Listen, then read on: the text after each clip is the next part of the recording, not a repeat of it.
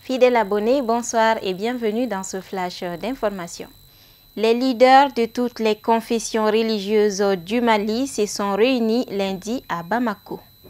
Dans une déclaration rendue publique, ils ont appelé à un sursaut national et à un changement de comportement. Ils ont aussi exhorté les populations à une mobilisation pour la paix et la stabilité.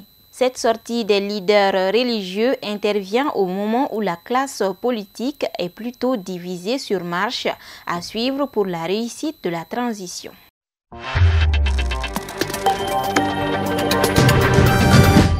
Le médiateur de la communauté économique des États de l'Afrique de l'Ouest, l'ancien chef d'État nigérien Goodluck Jonathan, effectuera du 5 au 7 septembre prochain une visite dans notre pays dans le cadre du suivi-évaluation de la transition.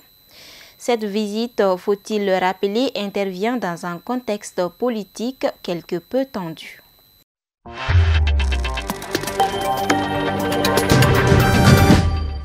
En République démocratique du Congo, les autorités font face à une crise humanitaire dans le centre du pays après qu'un complexe minier de diamants en Angola a déversé depuis juillet des substances toxiques polluant les eaux des rivières Kasaï et Chikapa qui prennent leur source en Angola.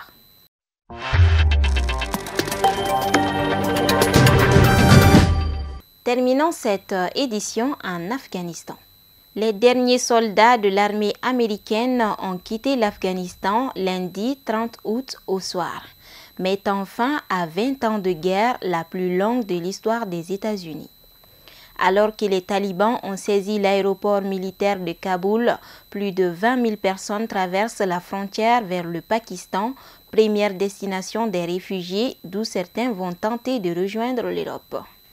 C'est tout pour cette édition. Merci bien de l'avoir suivi. Passez une excellente soirée.